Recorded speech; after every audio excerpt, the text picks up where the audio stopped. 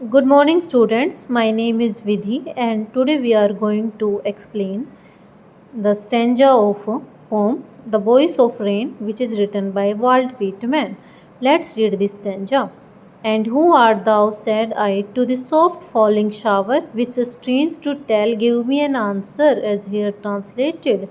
I am the poem of earth, said the voice of rain, eternal I rise, impalpable out of the land and bottomless sea. And who art thou, said I to the soft falling shower. मैंने धीमे से गिरती हुई बारिश से पूछा, तुम कौन हो? विच स्ट्रेंज टू टेल, जिसने मुझे बताया, जो कि अजीब था। गिव मी एन आंसर, मुझे उत्तर दिया। एज हियर ट्रांसलेटेड, जो यहाँ पे ट्रांसलेट किया गया है। I am the pome of earth, said the voice of rain, तो रेन ने की आवाज़ ने कहा, मैं धरती की कविता हूँ। Eternal I rise impalpable out of the land and bottomless sea, कि मैं लैंड और बॉटमलेस तल रहित सागर से, ज़मीन से और तल रहित सागर से उठती हूँ। इम्पैल्पेबल का मतलब है बिना दिखाई दिए हुए, बिना किसी को सेंस हुए मैं उठती हूँ। एटर्नल, जो हमेशा चलती रहती है, ये process. Let's read the second stanza.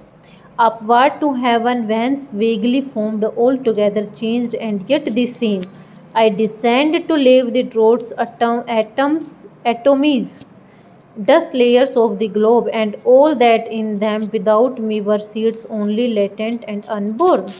So here the voice of rain said that upward to heaven, मैं ज़मीन और तल रहित सागर से उठती हूँ और हेवन तक, हेवन मीन्स स्काई, और स्काई तक ऊपर जाती हूँ। Once vaguely formed all together change and yet the same, जहाँ पर वेगली होता है अस्पष्ट, धुंधले रूप में मेरा रूप चेंज हो जाता है, एंड फिर भी सेम है।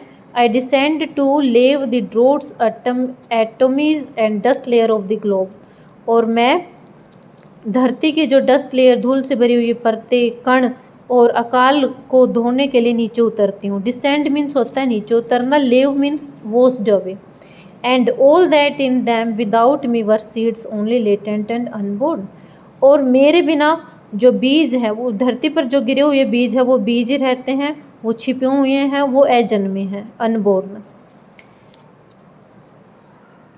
मेरे आने के बाद ही जो सीड्स हैं उनसे पौधे बनते हैं। Stanza third.